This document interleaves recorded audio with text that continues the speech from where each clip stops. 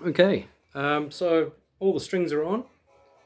No drama at all. It's really simple to put new strings on a telly. Uh, as I said, if you follow the method I demonstrated,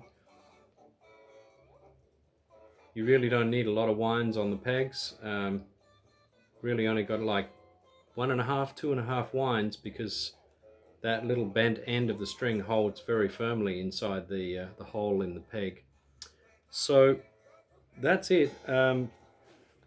What I usually do with newly strung guitars is I just let them sit for like an hour or two.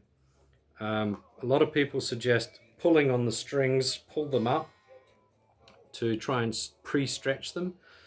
I've tried that. It doesn't really make a lot of difference to tuning stability, and there's always a risk that you're going to break a string doing that or do some other damage.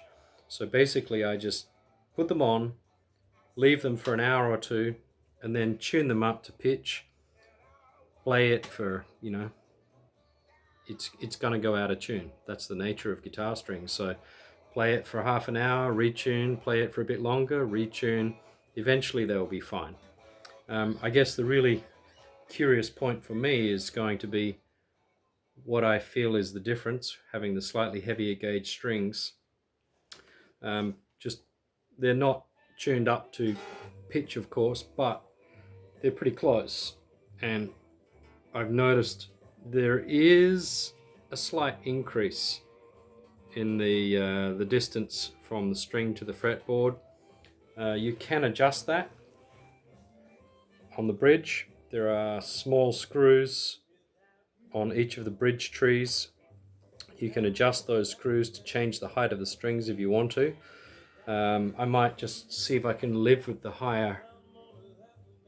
It doesn't feel too bad, to be honest. I mean, it's not hard to, like, if you were pulling a bar chord, I can easily pull all the strings down.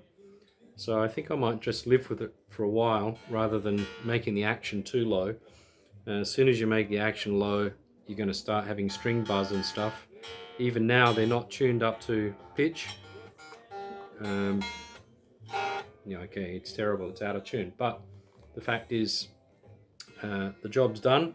I don't know why, it's such a simple thing to do, and I always seem to put it off.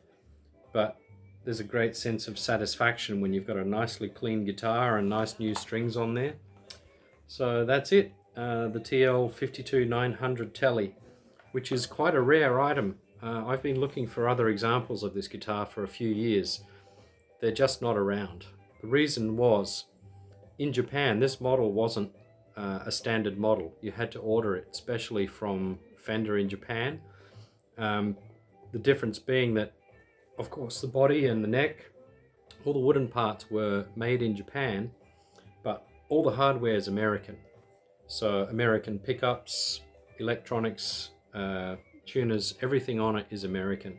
So it was a kind of a deluxe model in 1990.